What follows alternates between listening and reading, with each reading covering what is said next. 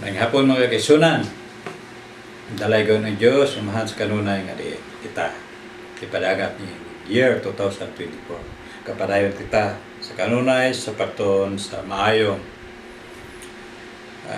balita, message nga ingon sa maayong katuyuan sa balang kasulatan nga di makahatag ka nato o pamalandong, makahatag ka nato pagtulunan, makahatag ka giya pagkausaban sa ito pagkinabo mintras nga niya pata. Ang mensahe sa maayo balita mga kaisunan, makahatag ka nato kiniyo pagtulunan nga diin sumala sa 2 Timoteo chapter 3 verse 16, ang balaan kasulatan, ang Biblia mubadlong, musaway, mupantong aron kita mas kasubay sa gusto sa pagkinabuhi nga mataron. Dini ato masalang sunan sa 2 Timoteo 3 verse 16 diri nagingon. Ang tibuok nga kasulatan gitubay sa Dios ug may kapuslanan alang sa pagpanudlo, alang sa pagmadlong, alang sa pagtulid, alang sa pagmatuto, sa pagkamataron. Una magsunan kita nagatuon, nagabasa ta aron nga makahatag ka nato sa pagkinabuhi nga mataron. Nga din maandam kita pagsugat sa Ginoo. Dili pa ko mautos unahan, sunan.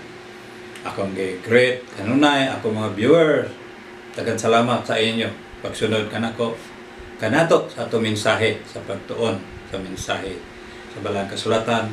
Ako mga viewers, ingon sa mga kaparintihan, mga kahigalaan, kauban ako sa trabaho, ingon sa sakop nako, kauban ako sa iglesia sa Tambakan, sa Iligan City, ingon sa tanan nako mga kauban kanito, mga literature evangelist nga nagabudlay hantod karon nagapa dayon sa pag lakaw sa may buhat, ingon sa mga opisyalis sa MACPA Federation uban pa sa Specialist mga Elders Association sa Iligan City.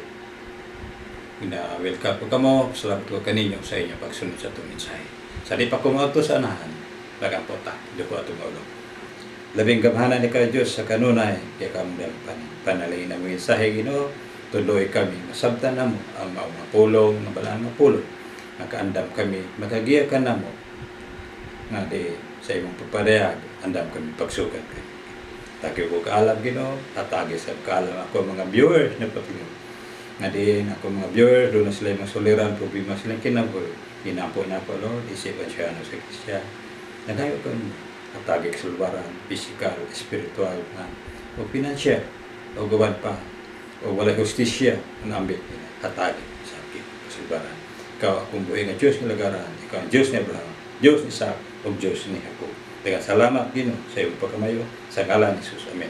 Tunan natong sunan na kining Matthew chapter 24 verse 14 mga kaigsunan nga atong patalinghugan o atong sabton nga diin nga daghanan ato nakita mga katalagman dining naong tibok ng syuta mga pagtabok labi na sa part sa Middle East. Grabe ang kagubot, kasamok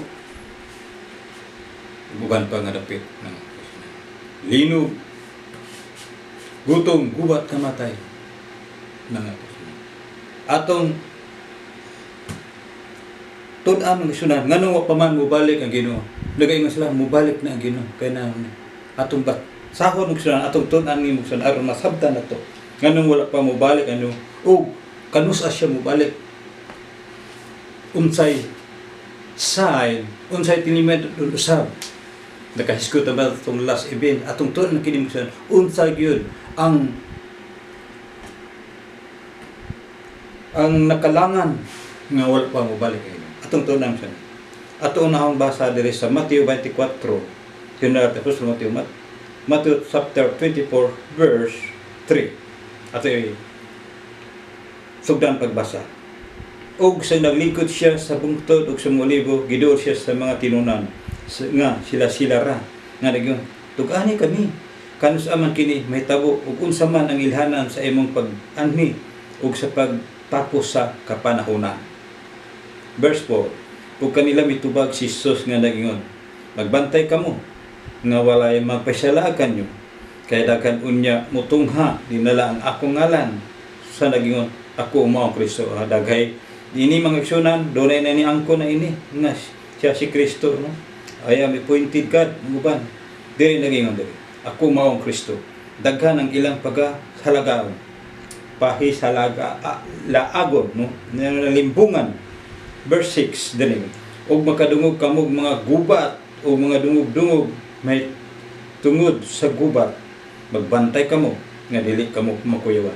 Atong nakita mahibaluan ng sunan telebisyon mantalaan ng sunan mga uban pa na makita nato mga aksyon ang hitabo sabi na sa Middle East.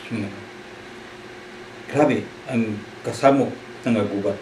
Kay kini kinahanglan gayud kini mahitabo apan dili kini mao ang katapusan. Kay managgubat ang nasod batok ug nasod ug gingarian batok gingarian ug mahitabo ang mga gutom ug mga linog kanan lain mga dapit kining tanan mao lamay siyuddanan sa kasakit. Mga kaigsunan, daghan mga nasod bago lang nahiagom sa mga dagkong talagman, linog, tsunami, sunog, na binagubat sa part sa Middle East, ingon sa part sa Europe, nagpadayon pagyapan ang gubat. Kini, sinugdanan palangi sa kasakit. Atong ipadayon magsunan dili sa verse 14. Atong tan-aon sa verse 14, Matthew 24:14. Kano sa gayon? Mo padayag ang Ginoo, mo balik siya aron makita sa mga tanan katawhan sa iyang pagbalik. Unsay timailhan? Unsay pamaagi nga ang Ginoo mo balik siya. Atong tuon aron makaandam ta mahibalo kita ng sunod. Gani sa uban nga mga lugar nga dapit sa Arab country, uban pang mga nasod nasudlan na sa Christianity mga kaisanan. Ni spread na ang mensahe sa pulong sa Ginoo magsunan. Nag-anam-anam na magsunan. Katong wala masuli nasud na. Nag-anam-anam na. Kini mga signs sa gutom, gubat, kamatay, linog, timailhan pa. Unsa mga magsunan. Aron mubalik ang Ginoo, aron matabangan nato nga mubalik ang Ginoo atong padayon ang pagsulat diri. Pagbasa din ningon sa Matthew chapter 24 verse 14 dire kini atong bantayan din ingon o kining maayong balita mahitungod sa gingharian igawali ngadto sa tibuok nga kalibutan ingon nga pagmatuod ngadto sa tanan kanasuran ug unya moabot na ang katapusan. Mao day ni magsunan nganong nalangan-langan pa pagbalik sa Ginoo daghay mga